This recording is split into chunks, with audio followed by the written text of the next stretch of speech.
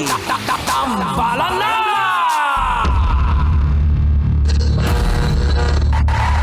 Ang tambalang kumikinang. Coliala and Diego Bandido.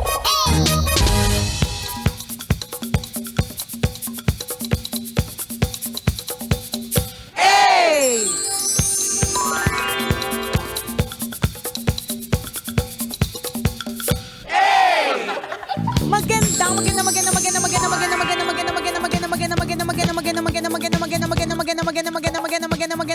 Magandang tanghali. Kumikinang na ulo, Diego Bandido.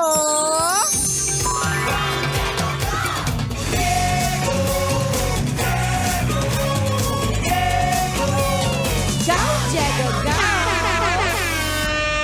Magandang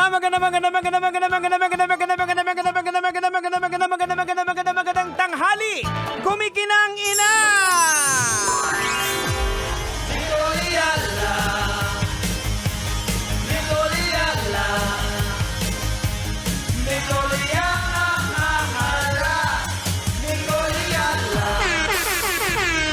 Dear Nicole Yala and Diego Bandido.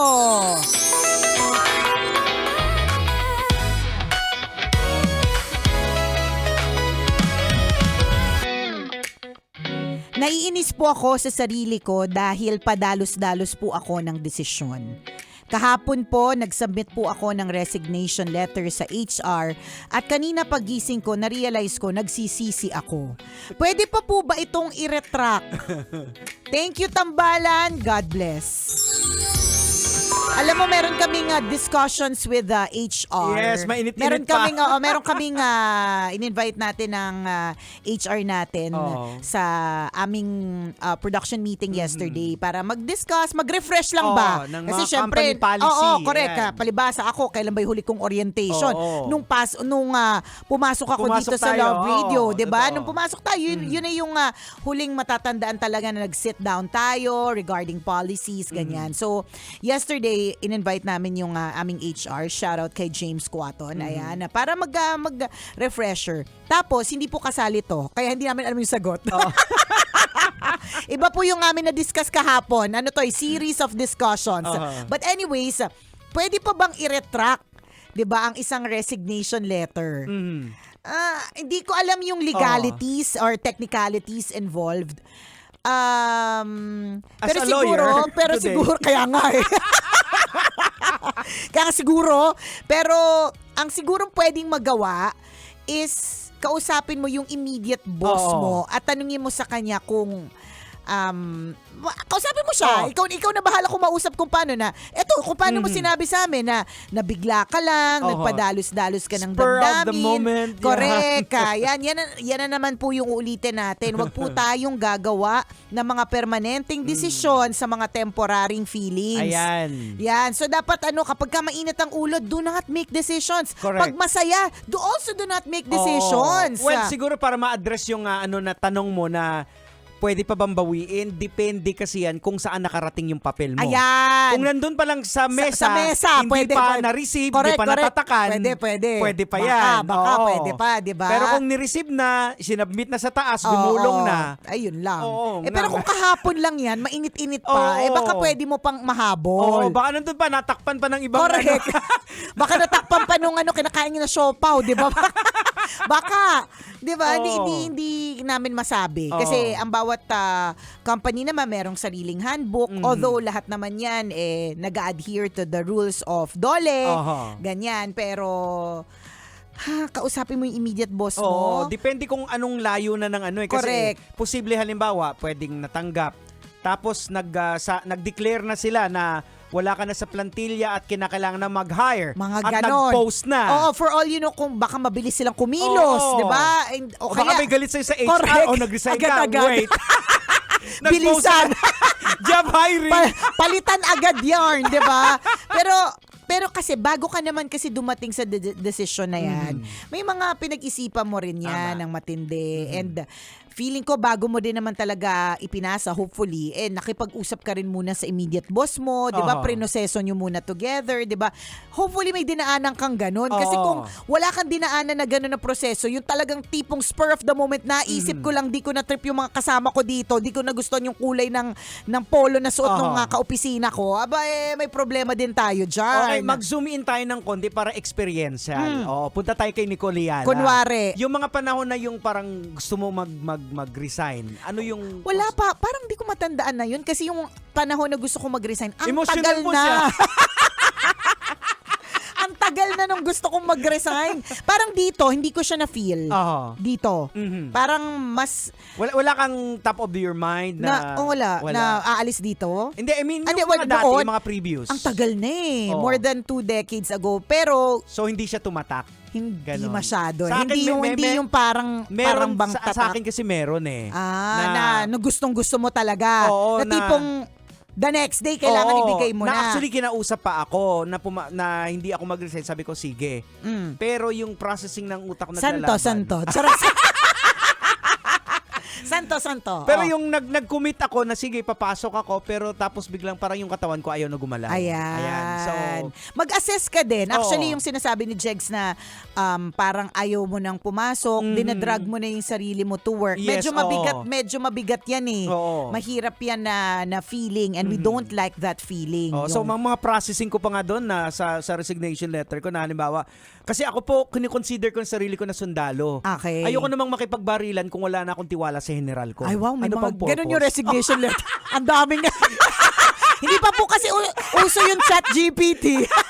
Hindi pa po uso yung Gemini. Kaya kung ano yung nasa damdamin, yun ang nakalagay, di ba? Saka Para yun po talaga akong yung sundalo. Malinaw Yan. talaga na makikipagbatayan ako, makipagbarilan ako, pero kung wala na akong tiwala Doon doon sa sa commander commander ko, Correct. bakit ako makikipagbarilan dyan? Totoo naman din. Ganun So yun naman. yung naging reason ko kahit walang fallback na okay, sige, siguro hindi na talaga ako babalik. Parang ganun. So Ayun. sa'yo, iproseso mo. Kaya nga. Kasi Oo. baka naman, bigla mo lang na-miss this morning na Oo. meron kang papasukan. Pero sa totoo lang, bago mo naman ipinasa yung resignation letter, bago mo yan ginawa, Oo. dapat sana, meron ka talagang prosesong pinagdaanan sa Tama. sarili mo, sa utak mo, sa mga tao sa paligid na Yes. hihingan mo ng opinion, ganyan. Kasi kapag ka ganyan na ang bilis ng mga desisyon, ganon, nininervous ako para sa susunod mong papasukan. Oo, nakaka-nervous para sa susunod mong papasukan kasi kakabahan din yan. Kaya di ba mahalaga din naman talaga na you do not burn bridges dun sa Oo, dati mong pinagtrabahuhan. totoo, tama. Kasi pwede niyang balikan yun eh. Yes, Pwedeng oo. mag-character reference kung uso pa yun. Oo. Pwede silang mag-check. Kasi ang mga kumpanya na papasukan mo, mag-fact check yan, tatawag Meron yan. din, correct. Kamusta Oo. naman si ganito? Oo, Ano bang... nag-a-apply po kasi siya sa Oo. ganito, ganyan. Kung halimbawa, you burn bridges, Oo. umalis ka ng masama ang loob, mainit ang ulo mo, ang ending dito, hindi tayo sure, hindi naman Oo. natin sinasabing for sure. Pero may possibility na magsabi ng totoo, which is Oo. yung ano ba yung totoo? Na Ayan. madali kang mainis, Mhm. na dalos-dalos ka sa iyong mga Correct. desisyon, Oo. mga ganon. Well, okay lang siguro kung halimbawa sa inyo hindi naman masyadong sensitive yung ginagalawan yung mundo unlike sa amin, di ba? Sa industry ng media. Yan. Magkakakilala yan Maliit eh. lang pati Oo. ang industriya. Oh, ito So, nag-a-apply sa sa amin. Ano bang ugali nito? Ayan, 'di ba? Pwede kasi magkatanungan Yes, eh. oo. So kaya ngayon yung sabi ko kapag ka ganyan napadalos-dalos ka sa desisyon, mainit yung ulo mo, isang araw gusto mo, isang araw ayaw mo na, medyo nakaka-nervous para sa susunod mong papasukan. Pero hindi naman ibig sabihin na ito na hindi ka magkakaroon ng character development. Marami tayong nakikita na nagsimula sila na talagang nakakainis na kasama bilang kaopisina, 'di ba? Pero eventually nag-mature, Oo. naging officer pa, nagka-posisyon pa, ganyan. Baka- Baka bata pa. Yan nga sasabihin ko, baka Oo, bata pa to baka kasi bata naalala pa. ko na naman yung sarili ko dati na nung pinagalitan ako ng bonggang-bongga, parang sama ng loob ko. Alam mo yung ginawa ko, nagtawag na ako sa mga iba't ibang mga radio station. Oo, para lumipat. Nagtatanong na ako kung may bakante. Oh, ganun kasi napagalitan. Oo. Ganyan. Alam niyo, bago tayo dumating sa resignation, hindi naman sa palibhasa galing tayo sa batch ng mga matiisin. Matiisin yung batch natin eh. Pero pag-isipan din nating maigi, lagi natin tatandaan mga kabisyo. Yung kinaiinisan mo, for example, sa isang kumpanya, hindi ka naman sure na kapag ka umalis ka at nag-apply ka sa iba, wala kang mamimit na ganyang klaseng nakakairita. Tama. So kailangan matutunan po nating tibayan yung ating sikmura. Yes. Tibayan yung ating dibdib. Kasi kung hindi, paano ka lalaban? Mahinang nilalang ka. Oo. Eto, share ko lang yung thought ko noon that time na maalala ko lang na Nung paresign ka na. Oo, paresign Oo. ako nung medyo bata. Yung nga pinagalitan ako tapos naghanap na ako ng kung sa pwede malilipatan. Biglang na-realize ko na na sabi ko, ay hindi ako ganito. So kung aalis man ako, nobody will provoke me para umalis. Dapat kagustuhan ko. Yan. Ako ang magdidesisyon. Taray. Kala mo naman daming alam. May mga general pang nalalaman. Hindi, pero it has to be really your decision. Ganyan. Ayan. We know that may mga actions talaga tayo na pinagsisisihan. Kaya lang minsan, alam nyo po, kung hindi na rin natin mababawi, we just have to own it. Correct, totoo. Kailangan na lang natin tanggapin yung consequence ng ating desisyon at consequence ng ating action. Dinesisyonan mo yan, yan yung action that you decided on, di panindigan mo na lang. Kasi in some other way, parang inahayaan din siguro ng tadhana, inahayaan din ni Lord parang to test your character. Papanindigan mo yan. Kasi matututo ka rin din in some other way. Ano man yan masama man ang ano yan, pero matututo ka pa rin din True. Kaya nga sabi ni Nicole, you have to face it, own it. Correct. And then dun ka matututo. Dun mo makikita yung lesson. At diba? magkakaroon ka tuloy ng appreciation. Alam nyo po, ang appreciation po sa mga bagay-bagay, minsan hindi yan dumadating kapag ka laging nandyan. 'Di ba? Totoo yan. Pansinin po ninyo, kunyari, for example, mga kasambahay. Hindi natin sila minsan na-appreciate kasi laging nandyan. Pero subukan mong subukan mong magbakasyon yan ng mga, let's say, December, magbabakasyon ng ilang linggo, di ba?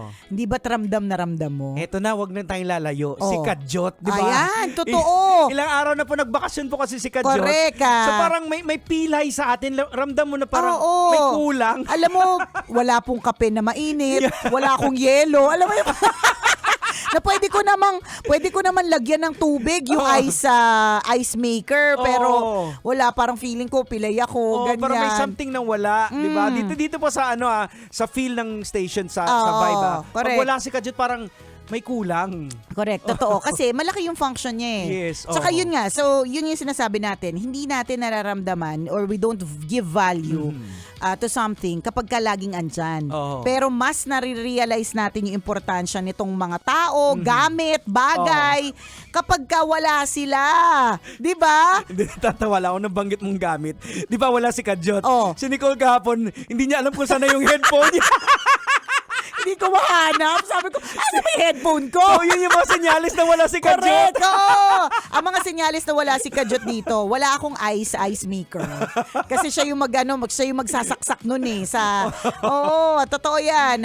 Nung unang araw pa, basta hindi mahanap kung nasan yung garbage bag. Alam mo yung parang ganon. Ako di ba sumilip din ako kahapon, tingnan ko may kape. Wala. Kasi usually, magkakape man ako o hindi, si Kadjot nagtatanong yan. Sabi kung niya, magkakape. Gusto mo magkape? Di ba? Ngayon, walang laman yung coffee maker. Wala po nagtitimpla. Ganon. Kaya nga ako, I always say this, hindi ko mararamdaman talaga. I'm not speaking for all. Mas hindi ko ramdam kapag ka wala yung mga higher ups Ikaw din naman siguro, kabisyo, ikaw. Ramdam mo ba kapag ka wala yung mga manager? Siguro, actually, gusto pa nga nila. Correct, di ba? Gusto pa nga nila. Pero pag ang utility ay absent, yan. nako pa! Ramdam na ramdam talaga natin, di ba? Kaya ito rin ay panawagan na let us appreciate our jobs. Sometimes, reklamo tayo ng reklamo, pero lagi nating tatandaan na hindi ba't pinagdasal mo na magkaroon ng trabahong yan? Yes. Tapos ngayon, reklamo mo, wagas. Diba? Lagi tayong ganun Nirereklamo natin ang marami mga bagay, pero tandaan mo, kabisyo, minsan sa buhay mo umiyak ka para magkaroon yan. Tama. Diba? Paalala! Kasama mo rin po ang tambalang kumikinang. Muli ako pong kumikinang ulo, Diego At Bandido. akong kumikinang ina mo, Nicole Yala. Kailangan pa bang i-memorize yan? Basic! This